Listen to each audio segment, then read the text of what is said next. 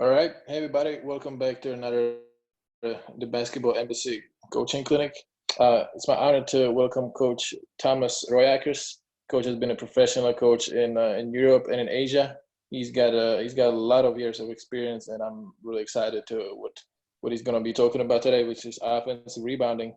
And as you guys can see the Dennis Rodman picture, that's where I'm getting really excited right now. So, Coach, why don't you start and tell us about yourself, about your journey, where you got to where you are right now, and then we can move forward to the presentation. Sure. First of all, I want to thank Layson for letting me speak tonight.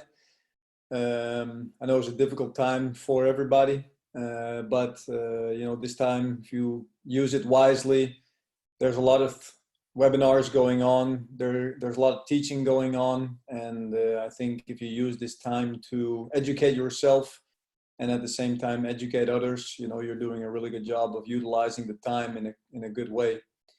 I hope also everybody's healthy, and of course will stay that way.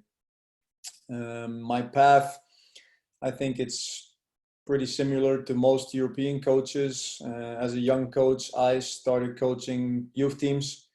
After a couple of years, I moved up to be an assistant coach with the first division team, and then at the same time coaching under 20. Did that for a couple of years in a couple of clubs, and then moved up to Germany to be coaching there. I coached as a head coach in Germany, I think six and a half years, 3 years in Belgium, and my last team was in Japan.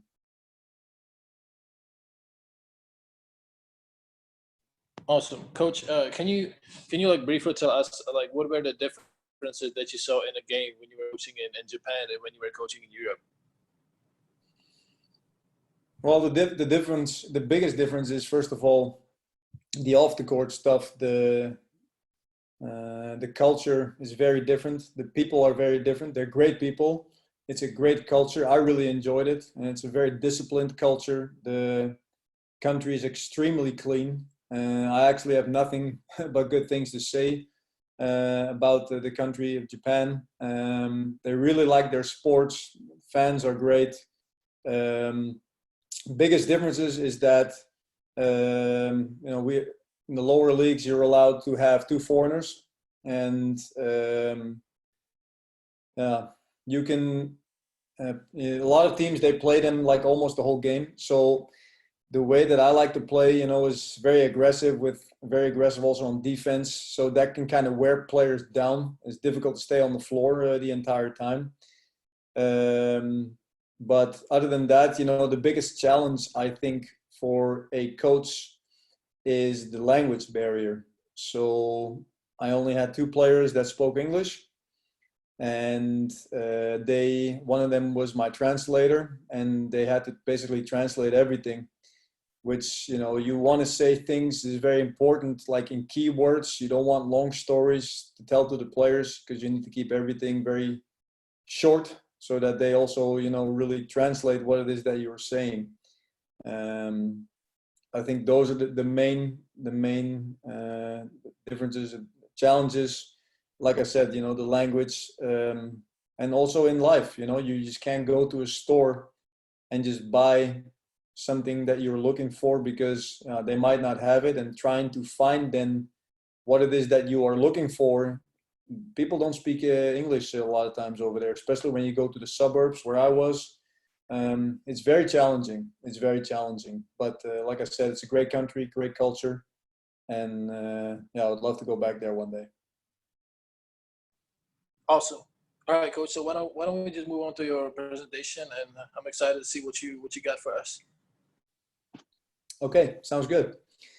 So my webinar today will be about the importance of offensive rebounding and after actions and plays.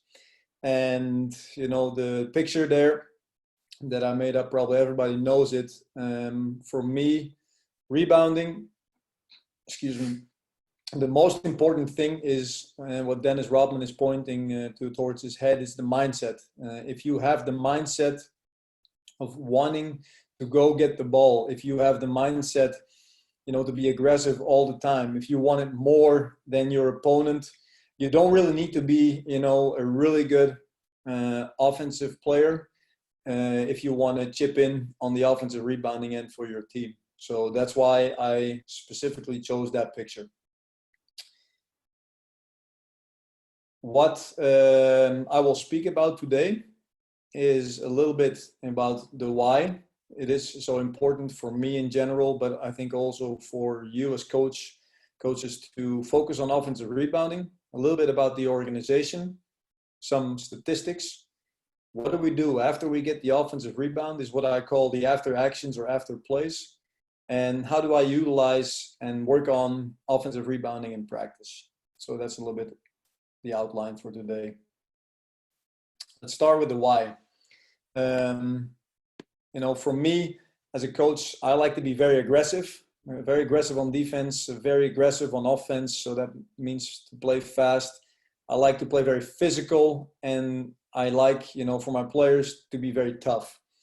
And, that's why offensive rebounding for me is so important, because it just exactly fits that style of play of physical aggressiveness and toughness. It's really part of the DNA, a big part of the DNA of my game plan and how I want my teams to perform. It gives you extra possessions. Everybody knows the more possessions you get, the easier it is to win a game. I coached a team that was number one in offensive rebounds. As you can see, we had 14.3 offensive boards per game, which is a pretty good number.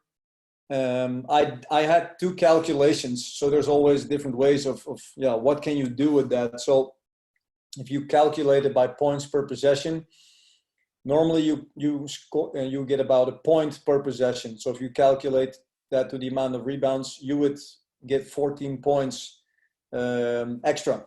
So that's a lot of points for just one aspect of the game.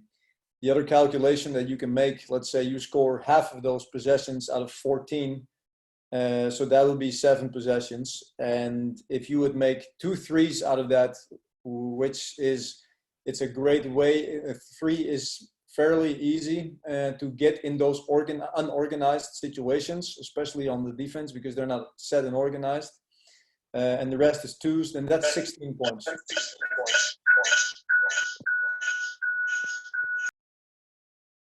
So that's 16 points, so like I said, 16 points per game, and an average game, I would say somewhere around 80. That's a lot of points, so that's why for me, offensive rebounding is very important. Then the mental impact. Getting an offensive rebound can provide a huge energy boost and confidence boost for your own team. At the same time, what it does, it really deflates the energy of the opponent, and also the confidence level goes up. I'll give you an example. So let's say your team has just shot any shot, doesn't matter, 2 or 3, and you get an offensive board. So directly, your team gets a huge energy boost from that, especially if it's, at the end of the game where it counts the most. If then you're able to quickly kick that out to a shooter who has a wide open shot and makes a 3, the energy that you get from that and the confidence is huge. And on the opposite end, it's bad already to get an offensive board against you at that time, at the end of the game. But then to have, a wide open 3 against you at that moment really can deflate you and can really get the team over the hump when you need it the most. So it really is. And at that moment, you may score 3 points, but for me, it means so much more than just 3 points. Like I said, the impact mentally on that shot and from that rebound can have, can maybe have a longer effect than that possession itself. It might, linger in the offense on the next possession. They might not feel good on defense the next possession. So it really can have a huge mental impact. Then it improves your defense. And what I mean with that is I found out through mainly, especially practice through the years, focusing on offensive rebounding, that when players battle against each other and they get exposed by somebody who grabs an offensive rebound against them, obviously players don't like to get exposed, and they shouldn't like it. So what happens is the next time they will, up their energy level, they'll be more aggressive on defense, and they'll do a better job of boxing out. So therefore, focusing and telling my players to go to the offensive board also improves my defense, boxing out. The other way around, not so much, I think, because if you focus on defensive rebounding, which absolutely is also important, but I found out that when you focus on telling guys to box out, it does not automatically raises the level of aggressiveness to go to the offensive board. So therefore, focusing on the offensive rebound will increase both, which is also something that I like. And, it's great to work on two things at the same time by focusing on offensive rebounding. And then, like I said in the beginning, for me, the mindset is key. It's more about will than skill. Of course, you have to work on footwork, especially with younger players. You can work on hands, eye-hand coordination, timing, positioning, boxing players out on offense. But, the most important thing is your will. And I believe that even limited offensive players can have a big impact when they are good offensive rebounders. Especially, if you know that someone can get you a board or two, they might not be the best scorers, but at that moment when they get an offensive board and they kick it out for a 3 or, just a regular 2, those possessions really can mean a lot to the team. So even limited players, offensive players, can have a big impact in that way. If at any moment anybody feels, that there is a need to ask a question, please go ahead, and I'll stop it, and then be sure to answer your question. So let's talk a little bit about the organization. Who, when, and where. So ideally, I would like my 3, 4, and 5 to go to the offensive board. And as you can see here, I would like for them to form a offensive rebounding triangle, which is the blue area. So these are the spots that we try to fill in when we make that triangle. When does the offensive rebounding start? It starts on the shot. So the moment in this case, you see the 2 shoots. That's the moment the rebounding triangle is formed and the other players go to their spots. So the 2 would go back here to the half-court circle. This position here is what I call the long rebounding spot. And then the other guys would fill in the spots for the offensive rebounding triangle. Now, there's always exceptions to things. So let's say this would not be the 2 who's shooting, but this can be maybe the 4 who's shooting. In that case, the 4 would they'll go back. And if this would be, let's say, the 2, then the 2 would go to the offensive rebounding spot. And then in that case, the 1 and the 4 would go back in defensive transition, and 2, 4, and 5 would rebound. So the 3-point shooter, regardless of who it is, always gets back in transition. The 1 or the 2, if they finish with a layup, it is almost impossible. No, not almost. It is impossible to get back on, defensive transition. So that would mean that we either go to the rebound with 2 at that moment, or if they're in a position to rebound, then we would go with 3. Again, if 1 or 2 would make a layup, it would be probably 3 who would get back and help on the defensive end. Another situation is where the defense would have somebody closing out on the shot and continuing to go and work with an early runner. So in that case, we say the closest guy, so this would be the shooter at that moment, he would go back in transition. Now, of course, because he's shooting a 3, he would go back, but even in a situation where he might be here and you see that this guy will close out and start to run, we might choose to immediately get back because we want to stay with the early runner. And then the last one is when you have a good rebounding guard. I had a player in Germany that was a very good offensive rebounder, and the player was a point guard. So I gave that player the freedom to go to the offensive board whenever he could. So therefore, I also say in my notes, you should use as coaches the strengths of players on offensive rebounding and defensive transition. So if somebody's a good rebounder and maybe the other person on the floor at that time is not, even though it's a guard, just switch the positions and let them, change the tasks that they have. If you have someone who's really good in transition defense and can put pressure on people and pick them up full court, then use them in that way. So make sure that we as coaches use the strengths of the players that we have on the floor. A little bit about statistics. So I have two types of statistics. The first statistics are culture stats. These are statistics that I use to create a culture. If we look at team statistics, there you see two numbers, 14.5 and 14.3. Those are the numbers on two different teams that I coached that were number 2 and number 1 in offensive rebounding in the league. Now, I used to say to my team before any game, guys, we need to get 16 offensive boards.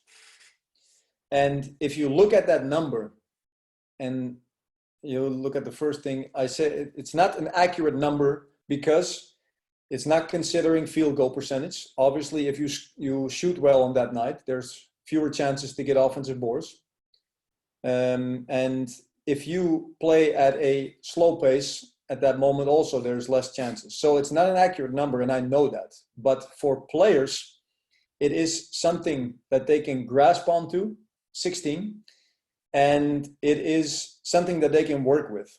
And although we didn't maybe not made the goal to get 16, we got pretty close with 14.5 and 14.3. So what the number did, it did create the mindset of going to the offensive boards.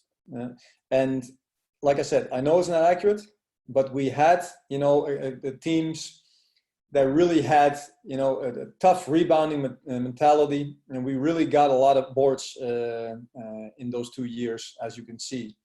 What I also used to do is at halftime is mention the amount of rebounds the players had. So if you look at below that, the individual rebounding averages. So this is for individual players. So position 4 and 5 would have to get 1 rebound every 4 minutes.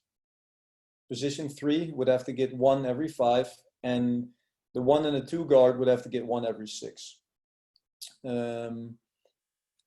Let's say you have a 4 who plays 16 minutes. Then in those 16 minutes, they need to get 4 rebounds. Otherwise, they would be below their rebounding average. And, we would keep track of this during the game so that at halftime, we go into the locker room and we would tell the guys, hey, guys, so-and-so need to step it up. We might do it as a team. If a lot of people are not rebounding well on the offensive end, we might tell it individual. Some players, they have trouble, or I wouldn't say trouble, but they're a little bit sensitive when you say something like that to them in the group. So either I or my assistant would talk to him individually and say, hey, you got so many rebounds, step it up. And we need you on the offensive end. And a lot of times they did. And that's why it's good, I think, to mention that in the halftime so they can still work on that for the second half. If you tell them at the end of the game, it's just information. They can't change it anymore. So I really encourage everybody, if you want to work on offensive boards, to mention that in the second, before the second half starts. And note also that for me, any charge that any player gets also counts as a rebound because we get an extra possession. But that only counts for charges.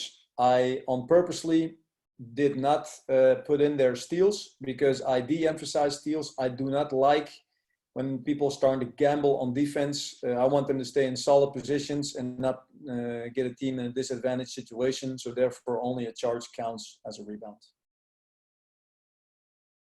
A little bit different stats now, or advanced stats. These numbers are more accurate. So these are more interesting numbers, but I would say also only for coaches, because if you start talking to players, maybe except for shooting percentages, rebounding percentages might not mean a lot to them. So what team offensive rebounding percentages does is it measures the offense, how many percentage of the available rebounds you can get when a team is on the offensive end. So if you get 30% or more out of the total rebounds, so that means there's 70% going to the defensive end and 30 or more to your team, then you're doing a good job.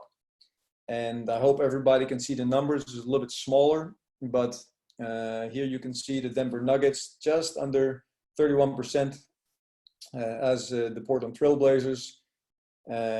So that's where that number comes from. And so any above 30 is good. Then there's also a number where you can measure the individual offensive rebounding performances. There you see again the formula. I am no math specialist at all, far from that. But these formulas are still relatively easy to do by yourself. Probably maybe not during a game, but after a game, so you get an idea of how your team and how individuals rebounded. And this measures the percentage of available rebounds when a player is out on the floor. I think it's also important to measure individuals because ultimately, you know, it's a skill that individuals execute. So therefore, you need to really focus also with statistics on the individual and not only as a team. Below that, you see the individual and total and offensive rebound from the EuroLeague. You see that their number one has an average of 3.5 boards per game, which is really a lot. But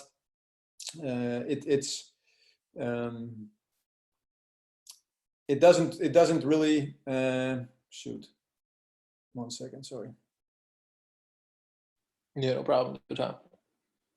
Yeah, so you see here a player from Olympiacos. He averages 3.5, which is a great number. If you look then on the next one, these are the averages from the NBA, and you can see Andre Drummond. He is at 4.4. Of course, his number is higher because I didn't look at the minutes that both of these players played, but they play 48 minutes in the NBA. So obviously the chances of getting more offensive boards are greater there.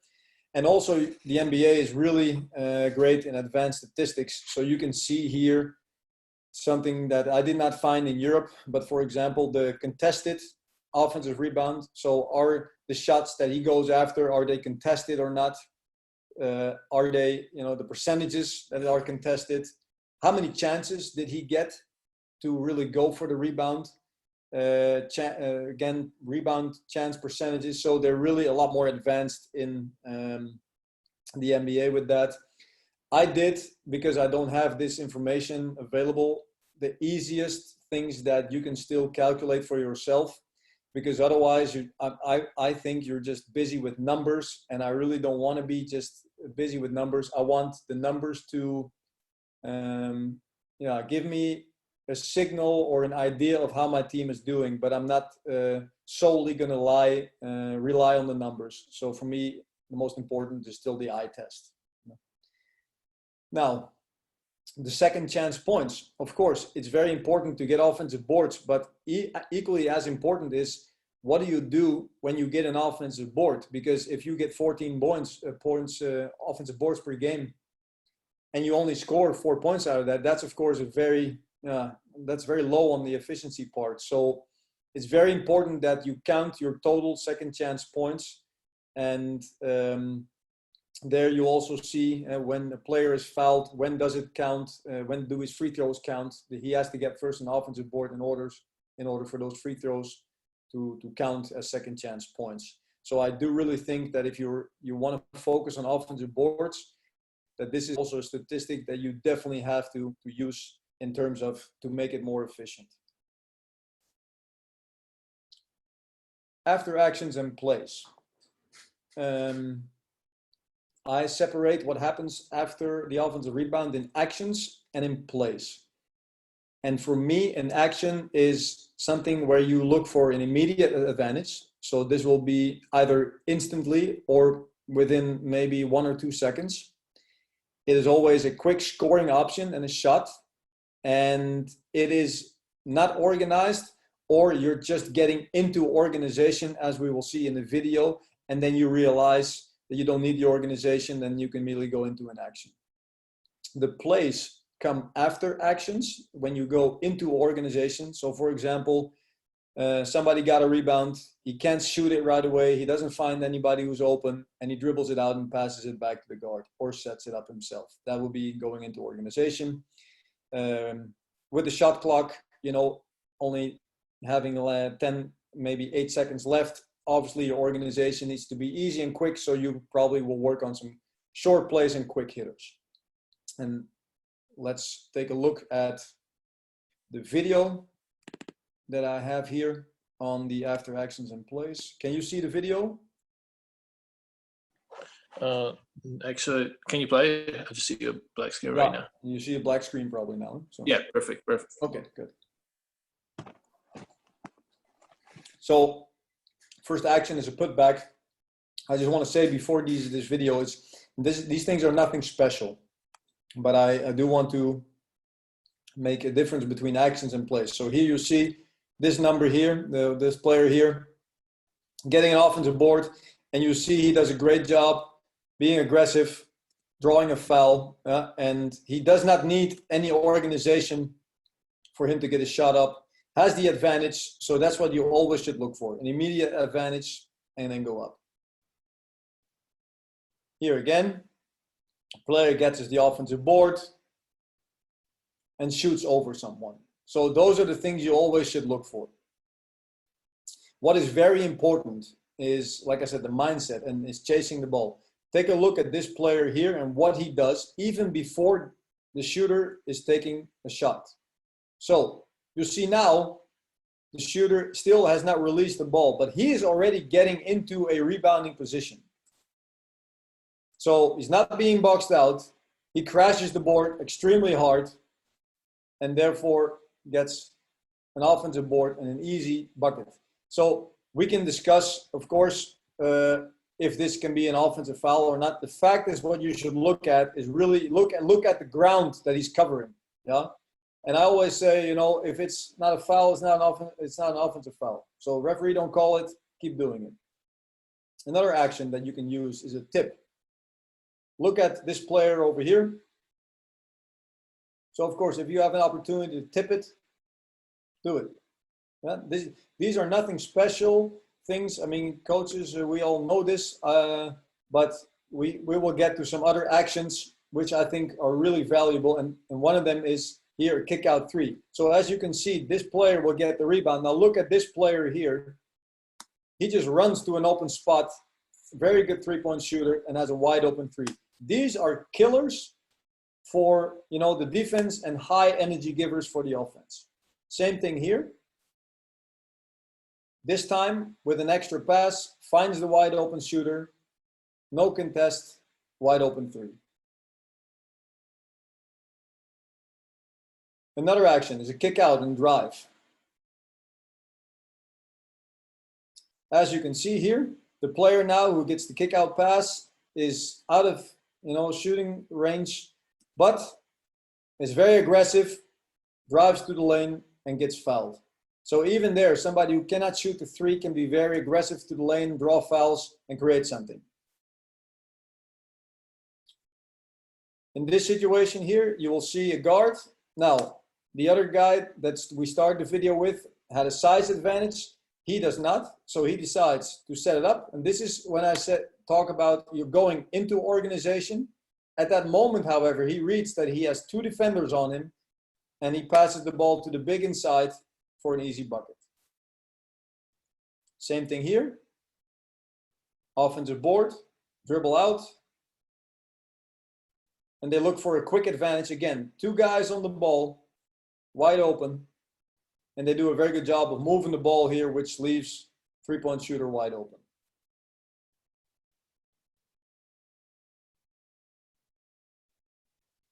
Now, here, a good tip. another way of getting an offensive board, if you can't grab it, then tip it. In this first clip, the team does a good job of moving the ball around, and at the end, it'll end up in the low post, and he will draw a foul. In the next clip that you will see, same team, however, they're not being very aggressive. So there again, you see the tip. They're not being very aggressive. And as you can see, almost there, lost the ball, and they basically just move the ball around. There's not a lot of aggressiveness going on. They just pass, and therefore they get in trouble at the end of the shot clock and end up with a turnover. So you need to be aggressive. You know, in your passing, you can't just pass. You need to create at some moment. Now let's go into the plays. And these plays are simple plays. I think you need simple and quick plays. And I just have a couple of examples. This is not everything that I do, but it's just a couple of examples of stuff that you can do. And we'll start with a one-on-one from the guard. So if you have a guard that is really good in one-on-one, after an offensive rebound, clear out and let the guard play one-on-one. Horns play. Everybody knows horns. So these situations are very easily to get into because everybody knows these plays. Again, a tip. Guard sets it up, organizes, horn setting, simple screen and roll.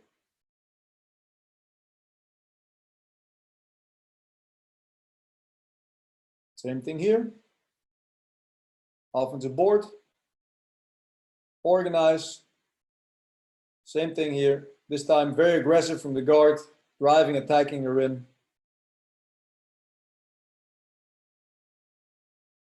Another one is a high or a mid ball screen. This gives the guard a little bit more room to penetrate instead of with the horns. There you see the big guy coming up, setting the screen. Great dish here, which leads to a foul and free throws.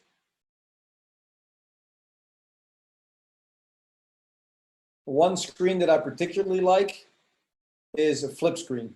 And what happens is that the screener, take a look at this guy over here, he will change the angle at the last second. So now he comes up to set the screen. He's acting like he's going to screen there. Look at what the defender does. He wants to hedge out or be ready to defend, and he flips it and changes his angle at the last second. So therefore, there is all room to drive for this guard. This guy is out of place. If this guy would maybe be a little bit lower, it would be maybe a little bit better. This guy here needs to be in the corner, so he needs to take 1-2 steps down. This guy 1 or 2 steps, so he would have even more room to drive. But they still end up with a 3 from the corner. Another great way of utilizing an offensive rebound is a single or a double flare screen. In this case, offensive board, you see here, player here sets a flare screen, single flare screen, 3-point shot, wide open. Same thing here, the offensive rebound has already been grabbed. And there you see 2 guys, in this case, he screens that guy out and this guy screens this guy out. So in this case, the guard would have 2 options.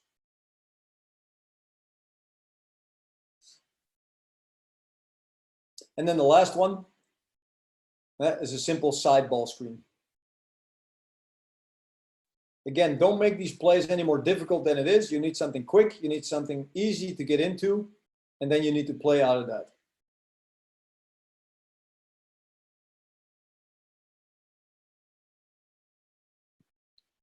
That's that. Then, last part, we talk about the practice. For me, the most important thing is not really what you do, it's what you emphasize. And in the beginning, some years ago, I used a lot of drills. There was one drill I called rebounding war drill. And it was a 2-on-2 drill where it was extremely physical. There was no fouls called. Do you get the aggressive mindset of the players going, yeah, absolutely you do. But, it's more about what you emphasize during practice and during game that really gets those good rebounding habits. So I emphasize always on working on game-like situations because, of course, a rebounding war drill is great when your team is consistently not going to the offensive glass hard to get them a little bit more aggressive. But you can't be that aggressive in a game because you'll get calls for fouls. So I prefer to work on game-like situations as much as possible to create the habit. Also, when you set up a drill, and let's say you only focus on offensive board, so you have a coach who shoots the ball, or another player, and then you have guys going to the offensive board and you have guys boxing out and going to the defensive board. Of course, players will go to the offensive board now because that's the only thing they need to focus on. But I prefer that they focus and go to the offensive board while they're playing.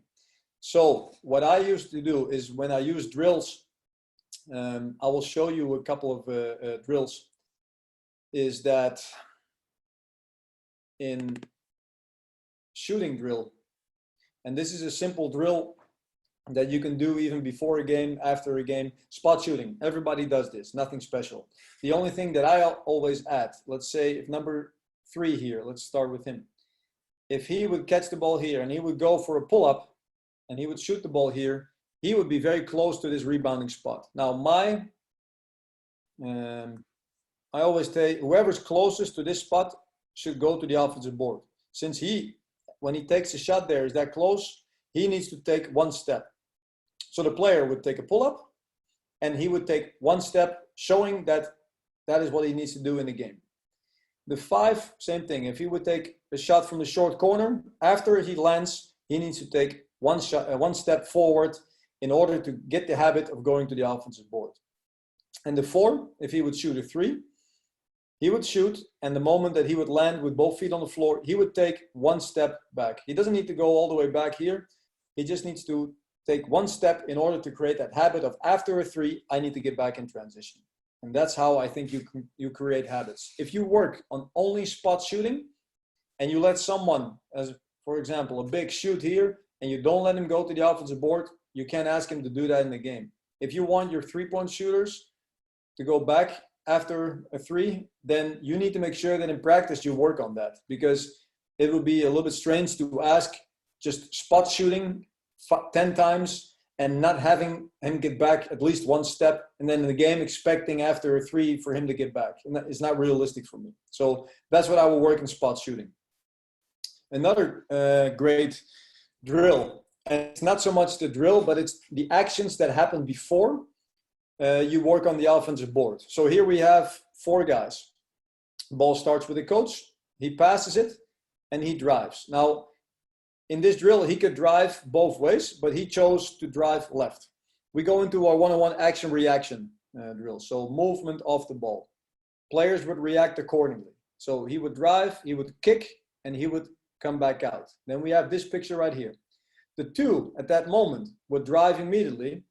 This time he chooses to drive to the middle, but he can also choose to drive baseline. When he drives middle, these are the reactions. 4 will open up the drive, the 1 will go here, and the 3 will be ready on the weak side for the shot. After his pass, this player immediately chooses to shoot. So since he was here and he's closest to this spot, the 2 in this case will go to the offensive rebounding spot. The red arrow is what happens when players do after the shot has been taken. The 4, who was here, now takes this rebounding spot. The 3 who took the shot sprints back in transition, and the 1 who moved over to open up the drive from the 2 is going to the long rebounding spot. So they're working on, they're working on different things, obviously, but the end is also about offensive rebounding. And this is much more game-like for me than it is to just have somebody shoot a ball and then go get the board. This, of course, you can also do in a 4-on-4 setting with defense. But first it is to create the habit of getting to the right spots and going to the offensive board. And another example is when, let's say we work on post offense. So we have 2 here he takes 1 or 2 dribbles quickly to improve his passing angle. He would pass inside, and then 1 and 2 would work on a little split action. This is a normal action that happens after you pass the ball into the post. The post here would play 1-on-1 for a second, and then he would skip it to the weak side. What happens then is he drives. Again, I let my players choose what side, because if you dictate everything, again, players know what's going to happen and they don't really need to react. So you need to keep it as open as possible, so they really need to react. In this case, he decides to drive baseline. He kicks it out. The one relocates to the corner on the drive. The other players react. And this is what happens. The one now is shooting. He will go back to this spot. It can also be that he goes to this spot. It doesn't really matter. But since the 2 on the shot has chosen to go here, he can go there. And it doesn't really matter. The 2 can go here. The 2 can go here. As long as one of those 2 spots is being filled, it's very clear for the other player also where he needs to go to. Those 2 need to communicate. And then at the same time, when the 1 is shooting, the 5 goes for the offensive board, the 3 and the 4. And in this case, because it's statistically proven that long shots are going to fall long, and so the 3 from here will probably fall somewhere in this area here, that he doesn't have to go here. He will just probably box out his guy and maybe push him under the rim a little bit further, so he at least is in a better position and pushes the defense out of a good position to get the board. Okay, so those are 3 simple drills. Again, nothing special, but I like to do something, some stuff before except only working on the offensive rebounding. Let's go back to the presentation. The other thing I like to do is if we are, let's say, in preseason working on our offenses, we're working 5-on-0. I always let the players finish with an offensive rebounding triangle and defensive transition. So I would never have somebody shoot and there it would stop. If that's how you finish, I believe also that that's what I call a dead period. The moment that players don't do anything, once the ball is shot and they wait and they see what's happened, once the ball is either through the net or the defense has the ball, that's the moment they start reacting, which is too late. So you also need to practice that. When you're working 5-on-0, finish with that offensive rebounding triangle and have players go back to defensive transition. So that's the most game-like you can work. In 4-on-4 or 5-on-5, I've worked with drills, and it doesn't really matter what you do then. You can have them run any offense, any defense, but at the end, they must end with an offensive rebounding triangle. So you would only get the point on offense if you would make the triangle. So, and there you can be very hard on them. Let's say they score a basket, but they didn't make the triangle. I would tell them they would keep the possession, but they can't keep the point. So they would go again. And if they didn't make the triangle and if I were really hard on them, they didn't make the triangle, I would just change the possessions. So, but it's how you want to do that, of course.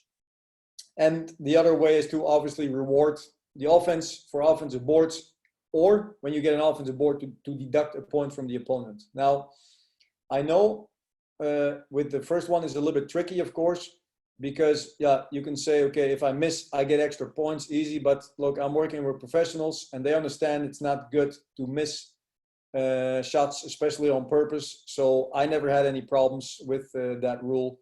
And if it does cause you problems, maybe you just switch to deducting points from the opponent. Okay, well, that's my presentation for today. If somebody has any questions, please feel free to ask him right now. Here's my contact information.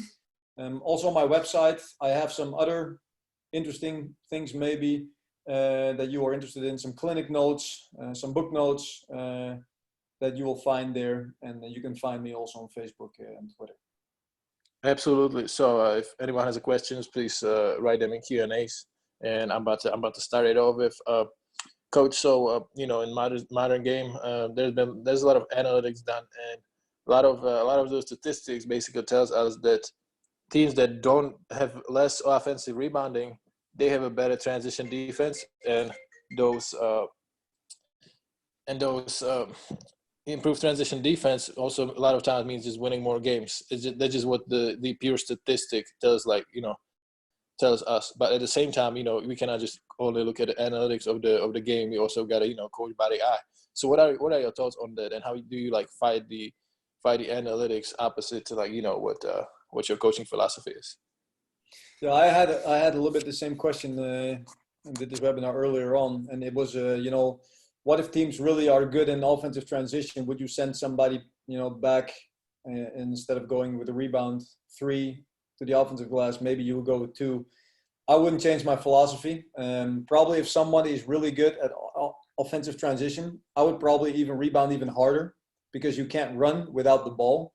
So the harder we rebound, and the more pressure we put on them to first play defense, the less chances of them running out.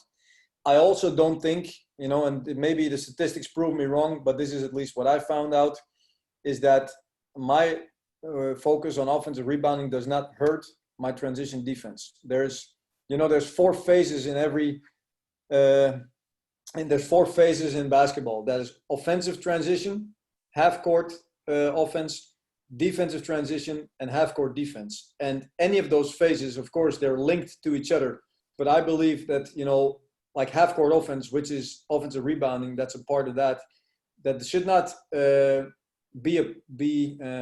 it shouldn't like be a problem for you when you go to the offensive board. Then automatically you will get beat in defensive transition. No, what is a problem, and this is what I think those statistics should also look at. This is what I call this dead period. So the moment that the shot is going up, what are players doing at that moment? Are they waiting and not getting into a good position to start defending in transition, or are they? And that's, I think, for me, a more interesting stat, to look at than just say, yeah, teams who are going hard to the offensive glass, they get beat in transition, because I don't believe that. I haven't seen that. Now, do I see that in games sometimes? Yeah, I do, but it's more to the lack of, stopping in transition defense or not playing transition defense well, than to blame the fact that you're going to the offensive board. So that's a little bit how I feel about that. Awesome. All right, I'm gonna get some of the Q&As over here. Some of them are not in the matter of rebounding, but let's say there have been 2 questions. Who is the best rebounder that you coached, your all-time best rebounder? That I coached? I'm hoping it will still come. But, like I said, that guard that I coached in Germany, it was really good. Had, I think, 6.5 boards, which I think for a guard is pretty good. The player that you saw in 2 of those video clips, Axel Hervel, great guy, Belgian player, played for all the big teams. So in Spain, and was 2 seasons ago with us in Charleroi. Great mindset, very aggressive.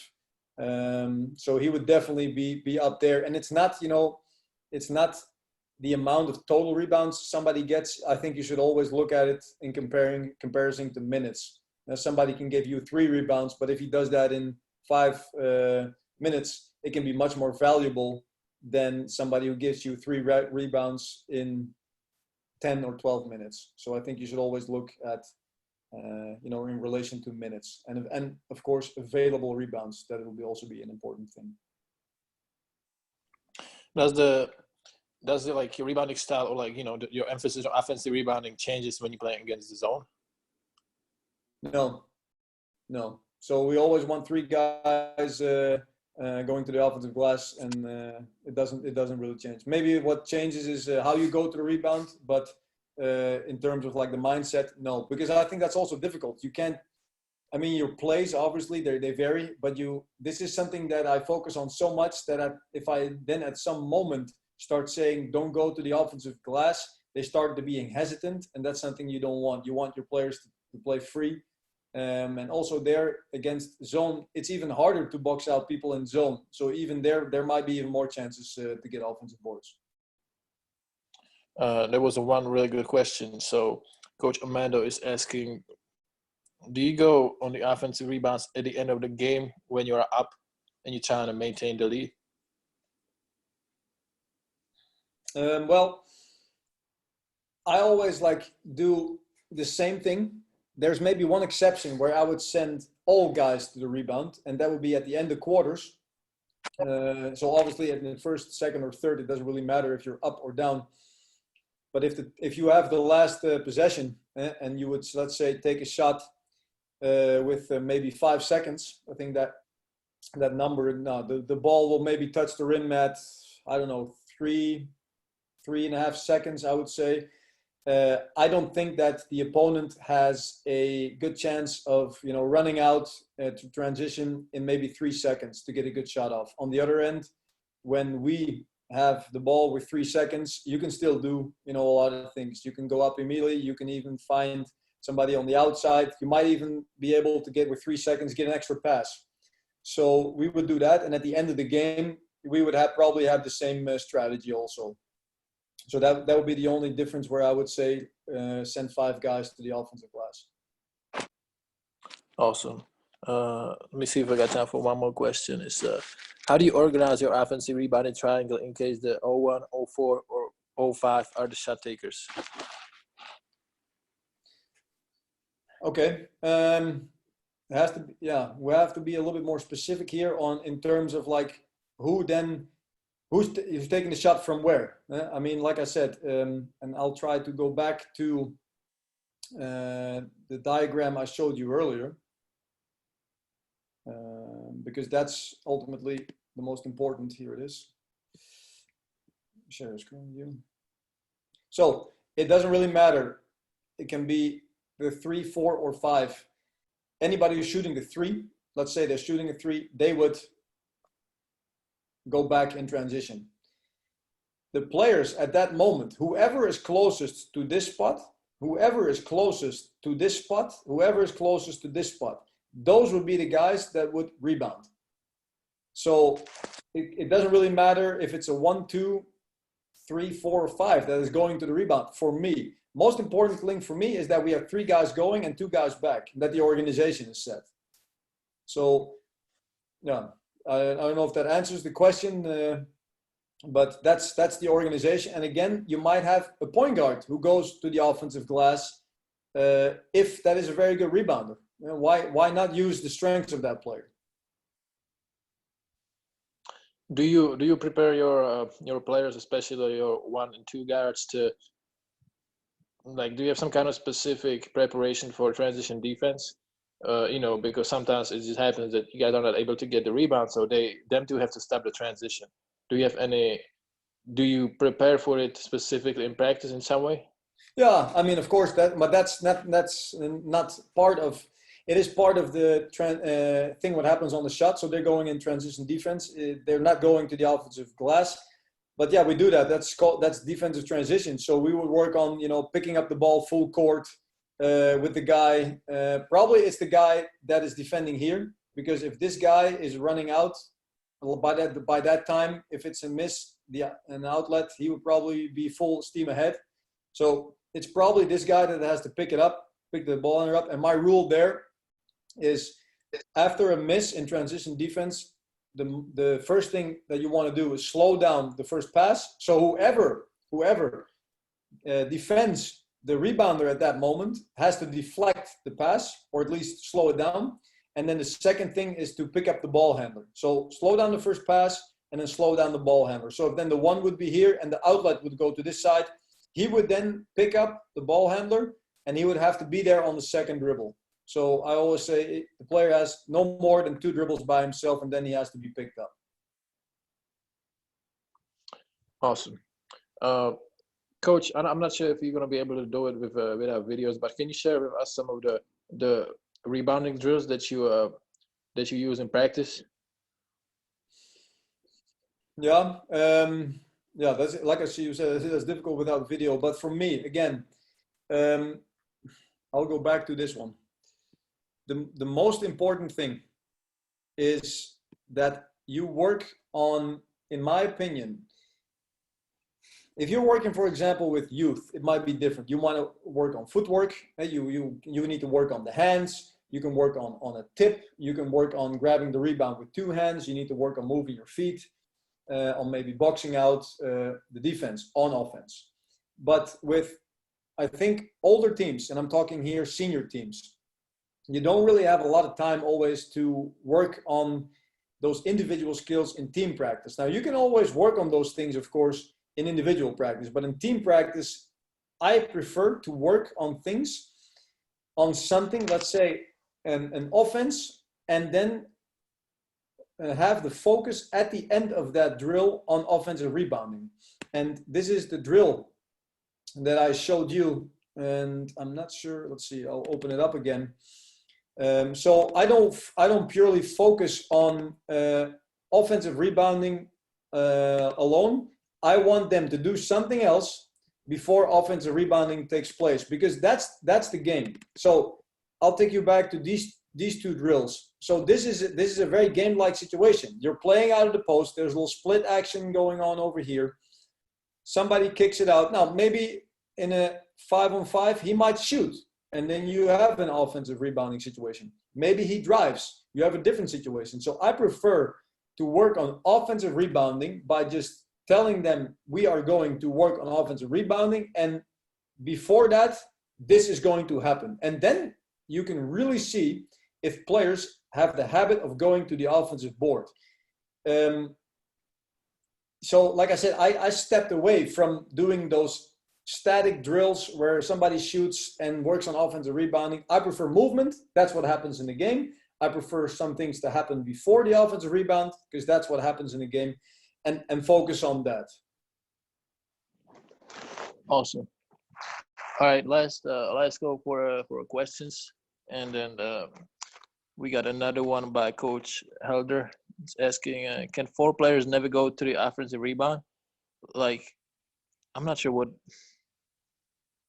Yeah, is there any case which you emphasize that which you let 4 of your players to go for the offensive rebound in any special situation in the games? Well, like I said, at the end of the quarters and at the end of the game, we might choose to go with all 5. So when the time is right, I think about 5 seconds when you take a shot. If you take it, let's say it's 7, they get it at 5. 5 seconds is still a lot of time to go full court for the other team. And that's also difficult to defend without fouling. Referees, they're on their toes and they're ready to call it when you make maybe just a little bit too much contact. So in that situation, again, go with 4 or 5 guys at the end of the quarters and at the end of the game. Awesome. Coach, thank you so much. I really appreciate taking your time to jump in on the Zoom call and, present on this. I feel like it was very valuable information that we all gonna take something away from. I'm definitely gonna have to watch the replay and come back to it again. And I really appreciate everything, and I just wish you good luck, and I hope everything goes well during these difficult times for you. Thank you. And like I said, if people have any questions, you can find me here. And it was great to speak. And thank you. And I hope everybody stays healthy. Absolutely, Coach. Thank you so much, and good luck with everything. Thank you.